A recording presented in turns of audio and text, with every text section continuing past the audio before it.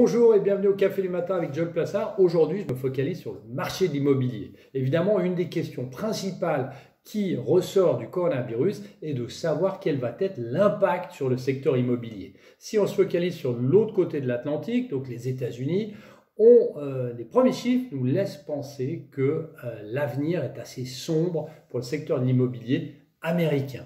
Mardi dernier, la Mortgage Banker Association, la MBA, a annoncé que le taux d'impayé hypothécaire avait atteint les 4,36% au premier trimestre de cette année.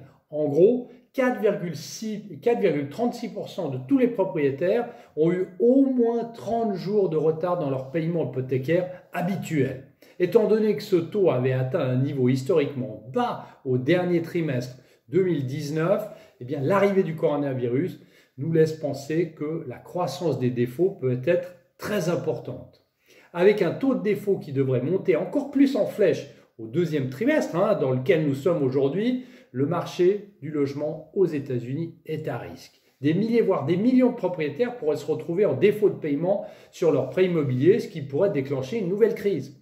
En avril dernier, Fitch Ratings a prédit que le taux de défaillance des prêts hypothécaires atteindrait le niveau de la dernière crise, c'est-à-dire 2008-2011. Pour mémoire, on avait atteint un pic de 9,1% en juillet 2011. Donc 4,36 aujourd'hui pour le premier trimestre et 9,01 pour le plus haut de 2011. Ce qui nous laisse penser que le deuxième trimestre pourrait potentiellement dépasser ce chiffre de 9,1%.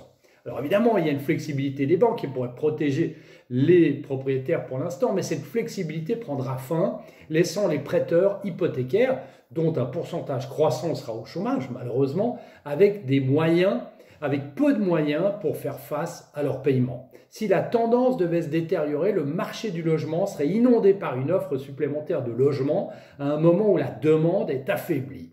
Cela pourrait avoir un impact négatif évidemment sur le prix des logements, tandis que les défauts de paiement endommageront le marché des titres adossés à des créances hypothécaires, vous savez les fameux MBA, qui représentent actuellement environ 2000 milliards de dollars. Alors c'est un sujet très important qu'il faut suivre de très près, car personne ne s'en préoccupe aujourd'hui, donc ayons un œil dessus.